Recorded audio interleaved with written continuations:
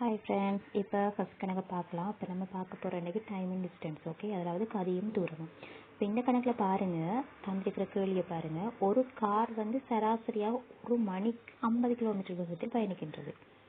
எனவே அது 12 நிமிஷத்தில் கடக்கிற தூரத்தை கண்டுபிடிங்கள் என்று சொல்லியிருக்காங்க. கேள்வியை நல்லா விளங்கிக்கொள்ளணும். அதாவது ஒரு கார் சராசரியாக ஒரு மணிக்கு 50 கிலோமீட்டர் வேகத்தில் பயணிக்கலாம். சரியா? அப்போ இந்த இது 12 நிமிஷத்தில் எவ்வளவு தூரம் கடக்கும் என்று அவங்க இப்போ கேள்வி கேட்காங்க. ஓகே, விளங்கிட்டா? சரி, இப்போ பார்ப்போம். இப்போ பாருங்க, இப்போ நீங்கள் இப்போ எந்த ஒரு கணக்கு எடுத்தாலும் யூனிட் சேமாக இருக்கும். அதாவது ஒரு மணிக்கு 50 கிலோமீட்டர் என்று சொன்னால் அவர் இந்த மணிக்கு என்ன செஞ்சுருக்காங்க இல்லையா, மணிக்கு என்றது இருக்கு. இந்த மணி என்றது வேறு, நிமிடம் என்றது வேறு. சரியா? விளக்குதானே? அப்போ இந்த மணி நிமிடம் என்றதுல இப்போ 1 ஹவருக்கு 50 கிலோமீட்டர் வேகத்தில் போகுதுன்னா 12 மினிட்ஸில் தான் இவ்வளோ கேட்காங்க. இதுதான் கேள்வி. விளங்கிட்டா? இப்போ இங்கே அவர், இங்கே மினிட்ஸ், இப்படி இருந்தால் கணக்கு செய்ய முடியாது. எனவே நீங்கள் என்ன செய்யணும், இந்த இருக்கிற யூனிட்டை சேவ் பண்ணணும். ஃபர்ஸ்ட்டுக்கு யூனிட்டை சேம் ஆக்கணும். எந்த ஒரு கணக்கு எடுத்துக்கொண்டாலும் யூனிட் சேமாக இருந்தால் மட்டும்தான் நம்ம கணக்கு செய்ய முடியும். இதை நல்லா மைண்டில் ஞாபகம் வச்சுக்கோங்க. சரியா? யூனிட் சேம் இல்லைன்னு சொன்னால் கணக்கு நம்மளால் ஈஸியாக செய்ய முடியாது. ஓகே, அப்போ யூனிட்டை சேம் ஆக்கணும்னு சொன்னால் ஃபர்ஸ்ட்டுக்கு எப்பயுமே ஒரு விஷயத்தை ஞாபகம் வச்சுக்கொள்ளுங்க. பெரிய ஸ்தானத்தை சின்னதாக மாற்றுங்க. இந்த சின்ன ஸ்தானத்தை பெருசாக மாற்ற போகாதீங்க. ஓகே, அதாவது இந்த ஹவர்ன்றது தானே 1 ஹவர்ன்றது, இந்த ஹவரை மினிட்ஸாக மாற்றுவோம். இந்த மினிட்ஸ் அண்ட் 12 நிமிஷத்தை நம்ம ஹவராக மாற்ற தேவையில்லை. அப்படி மாற்றினா கணக்கு செய்கிற கஷ்டம். சரியா? இப்போ பெரியதானது எப்பயுமே எந்த ஒரு கணக்கு எடுத்தாலும் பெரியதானத்தை எப்படி சின்னத்தானத்துக்கு மாற்றலாம்ன்றது தான் பார்க்கணுமா தவிர சின்னத்தானத்தை பெருசுக்கு மாற்ற ட்ரை பண்ணாதீங்க. சரியா? ஓகே, இப்போ பார்ப்போம். இப்போ இந்த 1 ஹவர்ன்றதை நம்ம நிமிஷத்துக்கு மாற்றணும். எப்படி மாற்றலாம்? உங்களுக்கு தெரியும், 1 ஹவர்ண்டா 60 நிமிடம்.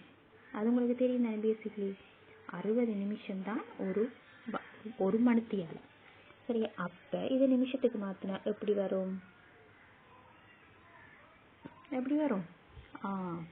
இப்போ 60 நிமிஷத்தில் 50 கிலோமீட்டர் போகுது. தானே? இப்போ உங்களுக்கு 60 நிமிஷத்தில் 50 கிலோமீட்டர் போகுது. அப்போ 12 நிமிஷத்தில் எத்தனை ஹவர்ஸ் போகும்ன்றா இப்போ கேள்வி. இப்போ இந்த 60 மினிட்ஸில் 50 கிலோமீட்டர் போகும்ன்றா. இப்போ இந்த 60ல் 60 50 இந்த 2 சைவரையும் நம்ம வெட்டிக்கலாம். இது சேம் மாதிரி நம்ம அதை வெட்டலாம். சரியா? வெட்டினா நம்ம என்ன வரும்? 6 நிமிஷத்தில் 5 கிலோமீட்டர் போகிறது வரும். விளங்குதா? நல்லா டெக்னிக்கை பார்த்துக்கொள்ளணும். ஓகே, 6 நிமிஷத்தில் 5 கிலோமீட்டர் போகிறோன்னு வரும். கேள்வி என்ன கேட்டிருக்காங்க?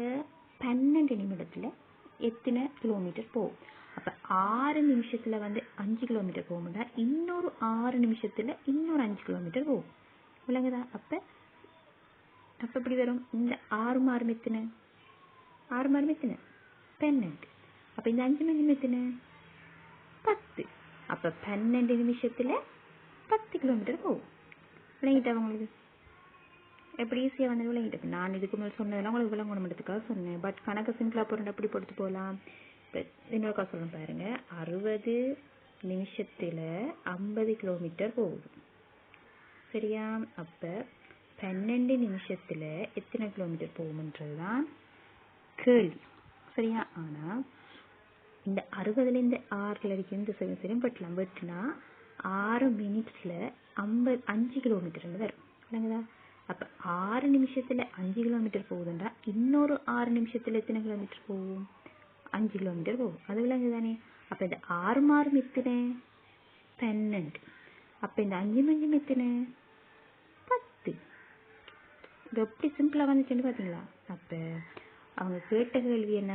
12 நிமிடங்களில் கடக்கும் தூரம் என்ன? இப்போ 12 நிமிஷத்தில் இவ்வளோ தூரம் போகும்?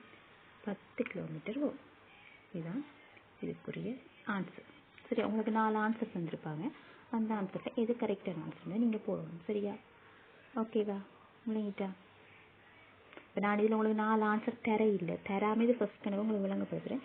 அடுத்த கணக்குலாம் ஒரு 4 ஆன்சர் தந்துட்டு நான் இது வேறுமென்று செஞ்சு காட்டுறேன். சரி, அது உங்களுக்கு விளங்கணும், ஃபஸ்ட்டுக்கு நீங்கள் விளங்கணுன்றதுக்காக தான் சொல்லணும். ஓகே, இதில் ஒன்றுமே இல்லை. இந்த மணித்தியாலத்தை நீங்கள் நிமிஷமாக மாற்றினா கணக்கு முடிஞ்சு. இது மட்டும்தான் உங்களோட வேலை. எப்படியாவது மணித்தியாலத்தை நீங்கள் நிமிஷத்துக்கு மாற்றி எடுத்தீங்கன்னு சொன்னால் ஓகே, அதாவது யூனிட்டை நீங்கள் சேவ் பண்ணி எடுத்தால் கணக்கு முடிஞ்சிடும். ஓகேயா? Okay, done. இப்போ அடுத்த கணக்கு 2வது கணக்கு பார்ப்போம்.